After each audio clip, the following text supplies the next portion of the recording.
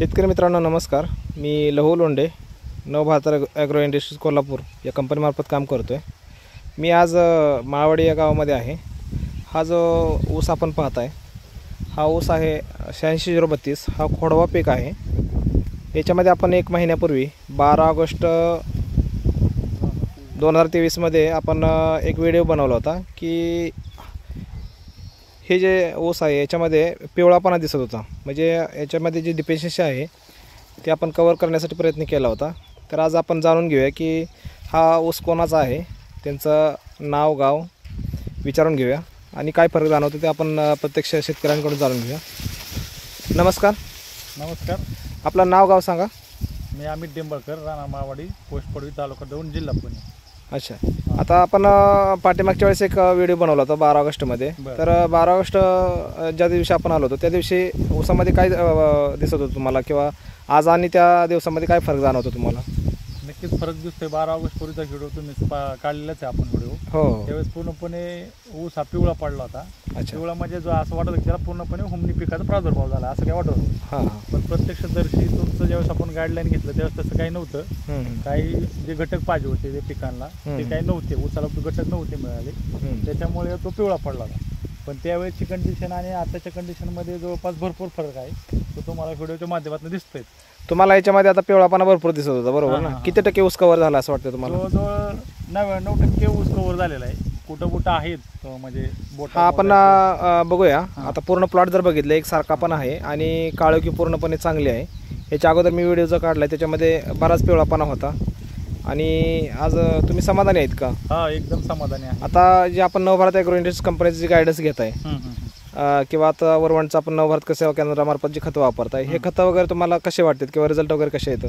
नाही, आपण याच्या पाठीमागे जवळपास 2-3 वर्षापासून नवभारत ॲग्रो इंडस्ट्रीजच खतं वापरतोय. खताचा आपण उपयोग पाहायला गेलं तर ऊस आणि कांदा या दोन्ही पिकासाठी करतोय. कांद्यामध्ये मी 3 वर्षापूर्वी कांदा पीक घेत होतो, चांगल्या पद्धतीने घेत होतो. परंतु ज्यावेळेस आपण कांदा वाखरी स्टोअर करतो, म्हणजे ज्यावेळेस हवामानाचा बदल होतो, सुरुवातीला आपण उन्हाळ्यात कांदा स्टोअर करतो, नंतर त्या हिवाळा पावसाळा 2-3 ऋतू येतात. पण त्या ऋतूमध्ये ज्यावेळेस आपण कांदा विकायला बाहेर काढतो वाखारीमधनं, तर त्याला काजळीचं प्रमाण जास्त राहायचं, म्हणजे केमिकल खतांमुळे. पण आता उलटा कांद्याला फ्रेशनेसपणा जास्त आहे. आणि हे 100% खरं आहे की बाबा ते केवळ नवभारत ॲग्रोच्या खतांमुळेच होते. अच्छा, म्हणजे रिझल्ट तुम्हाला चांगले वाटतात. मध्ये आपल्याला आफ्टर स्टोरेज नंतर जर कांदा विकास झाला आणि ते जर क्वालिटी जर पाहिजे असेल तर तुम्ही त्या खताच्या माध्यमातून तुम्हाला ती क्वालिटी मिळू शकते. अच्छा, म्हणजे कांद्याला तुम्हाला रिझल्ट चांगले भेटले. आणि हा खोडवा पण आपण म्हणजे याच्यावर सुरू होता आपला ऊसामध्ये, पण पावसामुळे पडला होता जानेवारीमध्ये. तर त्याचं एकरी आपण 11 महिन्यामध्ये जवळजवळ 58 ते 60 टनाचं माळाची शेती, जवळ 60 टन पण आपण ॲव्हरेज घेतलेली. म्हणजे पूर्ण असं पूर्ण माळरान तांबट प्रकारची शेती, लवकर पाण्याला येते. तिला 4 दिवसाला आपण ऊसाला पाणी देतो. 8 दिवसाचं पण नाही, 4 ते मॅक्झिमम 5 दिवसात पाणी देतो. मग त्याच्यामुळे ही अशी ग्रोथ झालेली आता खतांमुळे. आता आणि फुटवे वगैरे कसे वाटतात बघा तुम्ही? फुटवे एकदम भरपूर फुटवे आहेत, काय प्रॉब्लेम नाही.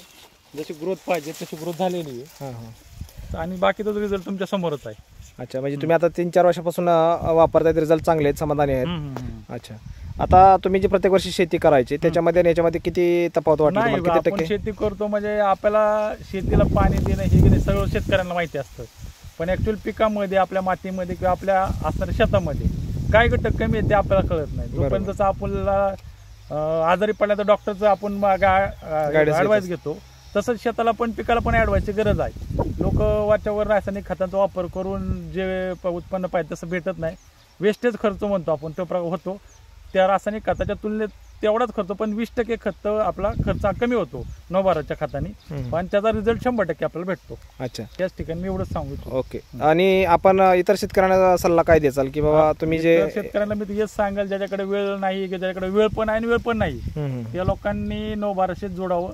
व्यवस्थित मार्गदर्शन, पिकाला ऍक्च्युअली काय पाहिजे, जमिनीला ऍक्च्युअली काय पाहिजेत, आणि जास्तीत जास्त उत्पन्न कमी खर्चामध्ये, कमी खत खर्चामध्ये तुम्ही नवभारतच्या इंडस्ट्रीच्या खतांनी घेऊ शकता. ओके, धन्यवाद साहेब. तर जसं की आपण पाहिलं जाता अमित सरांनी जे बोलले की आतापर्यंत आपण रासायनिक खतावरती शेती करत होतो, पण रासायनिक खताचा अतिरेक वापर किंवा पाण्याचा प्रादुर्भाव आपल्याला पाणी ज्या कमतरता भासते, किंवा आपण फक्त रासायनिक खतं वापरून नाही त्याच्यामध्ये NPK फक्त देतो, बाकीचे घटक आपण देत नाही. जे पिकाला आणि जमिनीला गरजेचं आहे ते सगळे घटक आपण वापरणं गरजेचं राहतं. तर आपण जर हा सगळ्याचा व्यवस्थित पुरेपूर अभ्यासू शेती जर केली तर सर्वांना निश्चितच फायदा होईल. हा पहा आता खोडवा आहे पण आणि राणी तुम्ही पाहिलं की पूर्णपणे माळरान आहे. कुठल्याही प्रकारची इथं काळी माती दिसत नाही तरी ऊस चांगला बसला आहे. तर शेतकरी मित्रांनो, तुम्ही एक वेळेस नवभारत ॲग्रो इंडस्ट्रीज कंपनीचे प्रोडक्ट वापरून अनुभव घ्या आणि त्या अनुभवाच्या माध्यमातून तुम्ही रिझल्ट पहा आणि रिझल्ट पाहिल्यानंतर आहे ना कायम आमच्या संबंधामध्ये आमच्याबरोबर तुम्ही शेती करायला काय अडचण नाही आहे. तर अशा प्रकारे नवनवीन माहिती मिळवण्यासाठी तुम्ही आमच्या नवभारत ॲग्रो इंडस्ट्रीज चॅनलला सबस्क्राईब करा, फॉलो करा आणि आमच्याशी संपर्क साधा. माझा नंबर आहे 8805004247. धन्यवाद.